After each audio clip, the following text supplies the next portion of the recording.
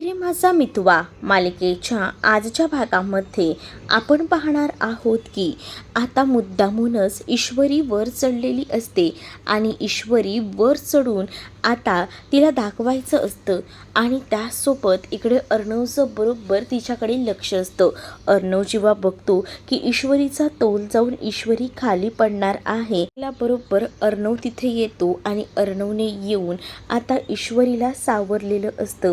अर्णवने येऊन ईश्वरीला सावरल्यामुळे आता दोघंही जण एकत्रच खाली पडतात आणि दोघंही जण जेव्हा एकत्र खाली पडतात ना, तेव्हा ह्यांना काय झालं आहे, हे असे काय करतायत असं बोलूनच आता थांबवलं जातं आणि त्याच वेळेला थांबा मी पाणी घेऊन येते असं बोलून अंजली आता बाजूला जाते.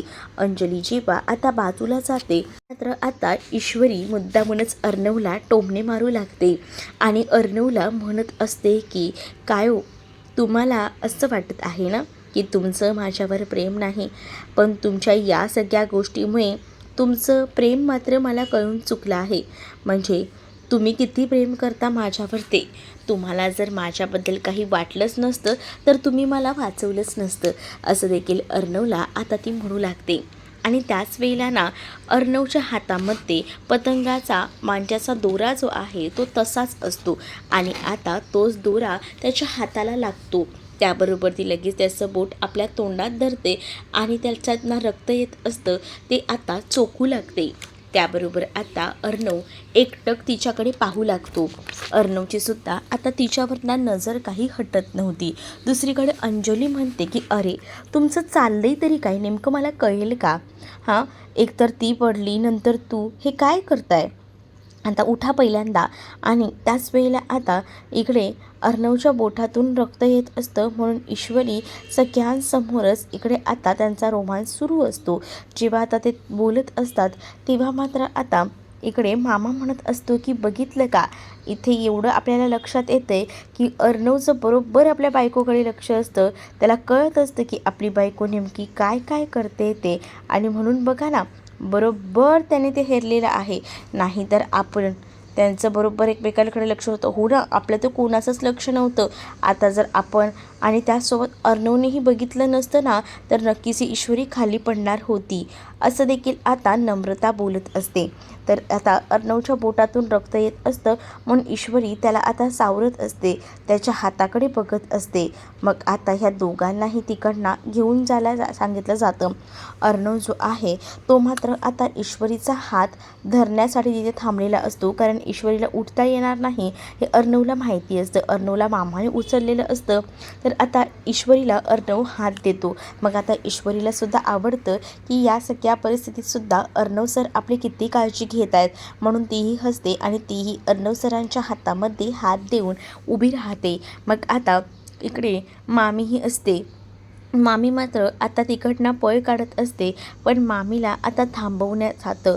म्हणजेच ना, आता मामीला सांगितलं जातं की नाही तुम्हाला कुठेही जाऊ देणार नाही. बघितलंत का अर्णव सरांचं माझ्यावर असलेलं प्रेम? हा तर फक्त ट्रेलर आहे, ट्रेलर. पिक्चर बघायचा आहे का, तर तसं सांगा मला, मग देते तुम्हाला पिक्चरही बघायला. इकडे आता या वल्लरीची बोलती बंद झालेली असते आणि त्यामुळेच ना आता वल्लरी शांत असते. वल्लरी काहीसुद्धा बोलत नसते. मग आता ईश्वरी म्हणते की मग काय, आज काय या कडक उन्हामध्ये इथेच थांबायचं आहे वाटतं तुम्हाला? थांबा थांबा, म्हणजे तेवढंच बघा अक्कल येते का, असं देखील ईश्वरी मुद्दामूनच मामीला टोमणे मारत बोलत असते. मामीला जेव्हा हे सगळं काही ती बोलते तेव्हा मात्र आता मामी भयानक अशी चिडलेली असते. मामीला संताप होत असतो, तिला राग येत असतो, कारण ना या सगळ्या गोष्टी ज्या आहेत ना त्या अगदीच विचित्र पद्धतीने घडत असतात आणि त्यामुळेच ना त्या नकोशा झालेल्या असतात. दुसरीकडे मात्र आता मामीला तर ईश्वरीने सुनावलेलं असतं. ती आता घरी येते. घरी आल्यानंतर पाहते तर काय, रूममध्ये ना आता अर्णव आपल्या हाताला पूर्णपणे मलमपट्टी करत असतो आणि जेव्हा हाताला मलमपट्टी करतो ना, ईश्वरी त्याच्या हातात ना ते खेचून घेत असते आणि द्या, मी आहे ना, मी तुम्हाला लावून देते, असंही ती आता म्हणू लागते. पण अर्णव तिला लावू देत नसतो, पण ईश्वरी ही हट्टीच असते. ईश्वरी म्हणत असते की द्या इथे, आणि असं बोलून आता त्याच्याकडनं तो कापूस ती खेचून घेते आणि त्याच्या हाताला व्यवस्थितपणे आता मलमपट्टी ती करून देत असते. त्याच वेळेला अर्णवला ती म्हणत असते की एवढ्या सगळ्या गडबडीमध्ये ना मी तुम्हाला सांगायचं राहून जाईल, म्हणूनच सांगते. अर्णव सर, थँक्यू हां. मग आता अर्णव म्हणतो की मला तुझ्या थँक्यूची गरज नाही आहे. ते काय ना, थँक्यू मला तुम्हाला द्यायचं आहे. कारण तुम्हाला जर थँक्यू बोलायचं असेल ना, तर ते मी कसंही आणि कुठेही बोलू शकते. आरशातही उभी राहिली ना की तरीही तुम्हीच मला समोर दिसता. मग तुम्हालाही मी थँक्यूच बोलेन ना. पण तरीसुद्धा मी आता तुम्हाला असं थँक्यू बोलते. असं म्हणून आता अर्णवला अजूनच ती अगदीच वेडं ठरवत असते. म्हणजेच त्याला आता अगदीच वेडं करून तिनं सोडलेलं असतं. अर्णव शांत असतो, पण आता अर्णवला ना ईश्वरीकडनं आता मलमपट्टी करून घ्यायची नसते. कारण त्याला असं वाटतं की या सगळ्या गोष्टीमुळे आपण हिच्या जवळ जातोय, पण त्याला आत्ता तिच्या जवळ जायचं नसतं. आणि म्हणूनच ना तो म्हणत असतो की तुझा ना काहीतरी गैरसमज होतोय, पण तुझा झालेला गैरसमज मी दूर करेन. आणि असं बोलूनच ना आता मात्र तो तिला या सगळ्यावर ना बोल लावत असतो. त्याच वेळेला आता ईश्वरी म्हणत असते की नातं कसं आहे बघितलं ना, आपल्या नातं हे एकमेकांशिवाय न करमणार आहे. आताही बघा ना, आपल्या नात्याची जी वेल आहे ती कशी बांधली गेलेली आहे. तुमच्या हातावर आम्ही पट्टी बांधली, पण हे सगळं काही माझ्याच हातात आहे. मग आता ईश्वरी ह्या नात्याची परिभाषा अर्णवला समजावून सांगत असते, पण आता अर्णवला काही देखील ऐकून घ्यायचंच नसतं. त्यामुळे अर्णव जो आहे ना तो खूप जास्त वेगळ्याच नजरेनं ईश्वरीकडे बघत असतो आणि ईश्वरीला आता म्हणत असतो की बस, पुरे झालं आता. आता ना आत्ता मला नाही ऐकून घ्यायचं आहे, असं त्याने ठरवलेलं असतं. आणि ती पट्टी जी काही ईश्वरीच्या हातामध्ये असते ना, ती पट्टी स्वतः आपल्या हातामध्ये घेतो आणि त्यानंतर मात्र तो आता ती पट्टी कैचीनं कापून टाकतो. जेणेकरून आता त्यालाही दाखवून द्यायचं असतं की आपलं काही हिच्याशिवाय करमत नाही आहे. आणि मग ईश्वरीला माहिती असतं की ह्याने आता कितीही माझ्यासमोर ह्या चिंध्या फाडू देत, नाहीतर काही करू देत, मला ज्या गोष्टी समजायच्या आहेत त्या तर बरोबर प्रॉपर समजल्या आहेत. आणि त्यामुळेच ना आता तीही या सगळ्या गोष्टींकडे इग्नोर करते. कारण तिला अर्णवचं प्रेम मात्र आज समजलेलं होतं. वर त्याचं किती प्रेम आहे. अशा सगळ्या संकटातून त्याने तर सावरलं होतं. म्हणूनच तर आता ईश्वरीला या सगळ्या गोष्टी आठवतात.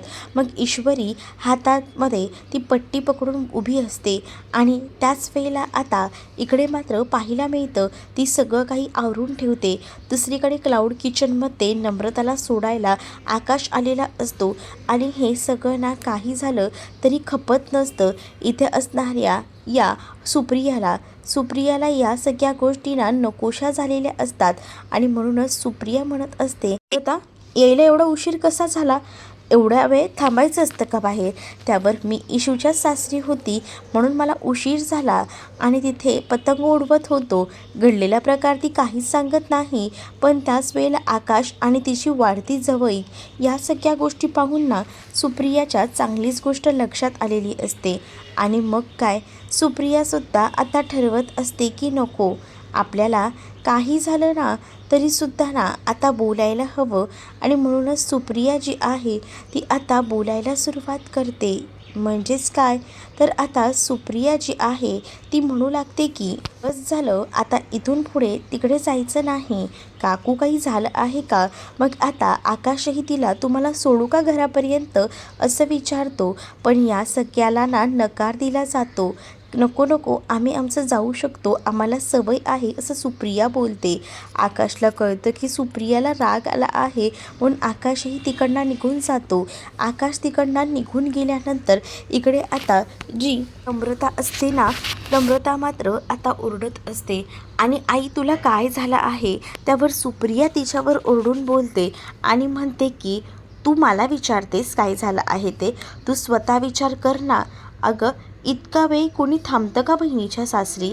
काही लिमिट असतात. आणि तुला ना आता रोजची सवय झाली आणि सारखं सारखं काय आहे त्या आकाशची मदत घ्यायची नाही असं मी तुला सांगितलं आहे, तरीसुद्धा तू तेच करते सारखं सारखं. तुला बोलून म्हणजे आता काही फरक पडतच नाही आहे का, असं देखील आता म्हटलं जातं. अगं आई, पण तू असं का म्हणतेस? काय झालं आहे? काही बिनसलं आहे का? तर तसं मला सांग ना. तू जर मला काही सांगितलंच नाहीस तर मला कसं कळणार आहे? तू ऐकून घ्यायचं आणि काहीच सांगायचा प्रयत्नही करू नकोस. इथून पुढे तू क्लाउड किचनला येणार नाही म्हणजे येणार नाही. फक्त काय आहे ना कामाचं ते नियोजन मी बघते. तू यामध्ये लक्ष घालू नकोस असं देखील आता ठणकावून सांगितलेलं असतं. आता एवढ्या सगळ्या गोष्टी सांगितलेल्या तर असतात.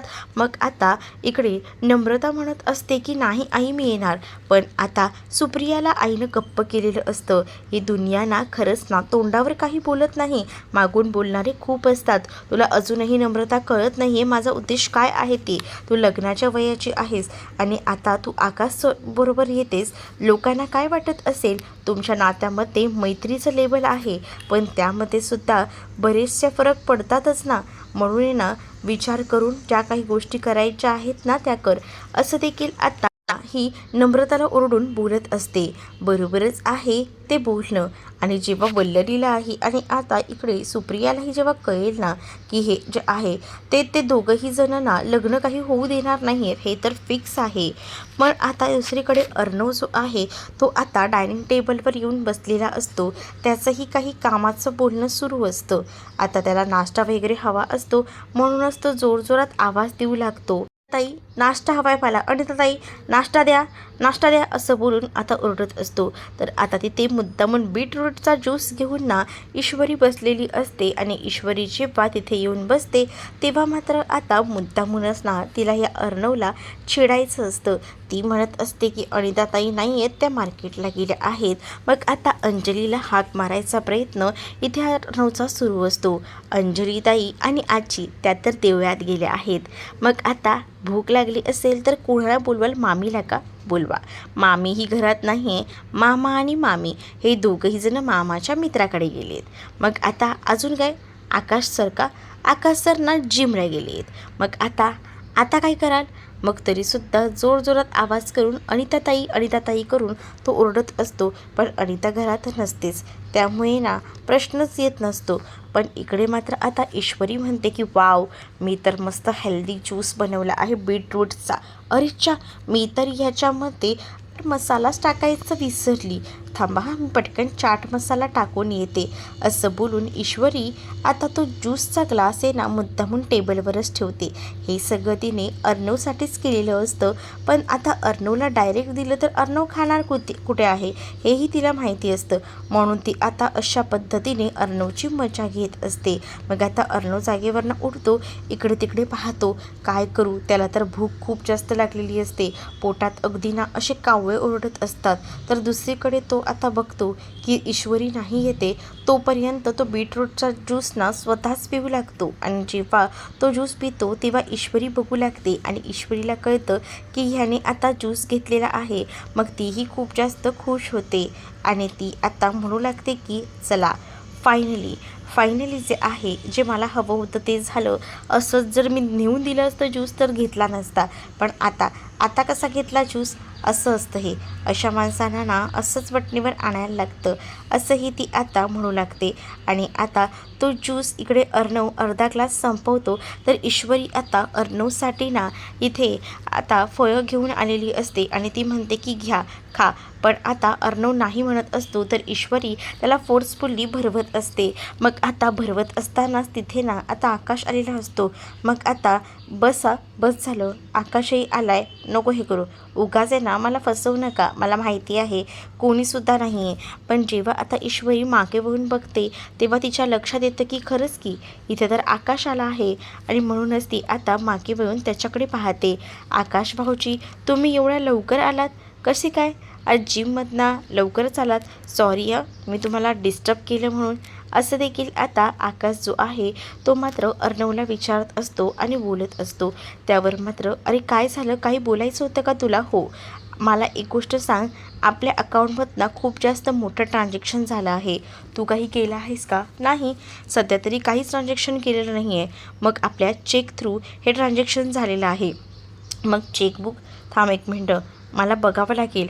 मग तो आता धावत पळतच रूममधनं बाहेर सटकतो.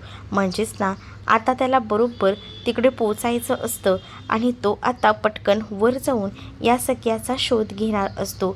जेव्हा तो आता कपाटामध्ये ड्रॉवरमध्ये बघतो तर त्या ड्रॉवरमध्ये ना काहीही त्याला सापडत नाही.